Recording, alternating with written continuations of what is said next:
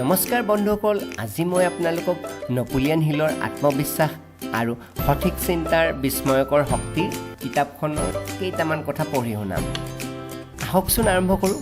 লেখকে কৈছে, আমিনো আমাৰ আত্মসন্মানবোধ কেনেদৰে বৃদ্ধি কৰিব পাৰিম তাৰ প্ৰতিও সতৰ্ক দৃষ্টি ৰখা উচিত। সকলো সময়তে মহত্বপূৰ্ণ কথা চিন্তা কৰিব। মহত্বপূৰ্ণ চিন্তাই আপোনাক মহত্বৰ আসনত বহুৱাব। সমাজত আপোনাৰ গুৰুত্ব বৃদ্ধি কৰিব। মনত ৰাখিব, আপোনাৰ ব্যক্তিত্বই সমাজত আপোনাৰ পৰিচয় দাঙি ধৰে। যাৰ ব্যক্তিত্ব যিমান সবল, যিমান চকমকীয়া, তাৰ সামাজিক পৰিচয়ো সিমান বেছি দৃঢ়। আপোনাৰ ব্যক্তিত্বই মানুহৰ মনত এটা বিশেষ ছবি দাঙি ধৰে। সেয়েহে সকলো সময়তে এনে এটা চেষ্টা চলাব যাতে আপোনাৰ ব্যক্তিত্ব উজ্জ্বল হয়।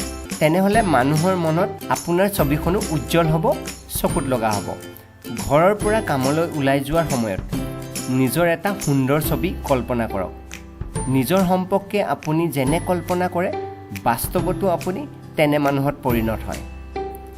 কাৰণ মানুহে নিজকে যেনে কল্পনা কৰে, বাস্তৱত তেনে হ'বলৈ চেষ্টা কৰে আৰু আন্তৰিকভাৱে কৰা কোনো কৰ্মই ব্যৰ্থ নহয়। সেয়েহে নিজৰ সম্পৰ্কে সকলো সময়তে এটা সুন্দৰ ধাৰণা পোষণ কৰিব। ধন্যবাদ।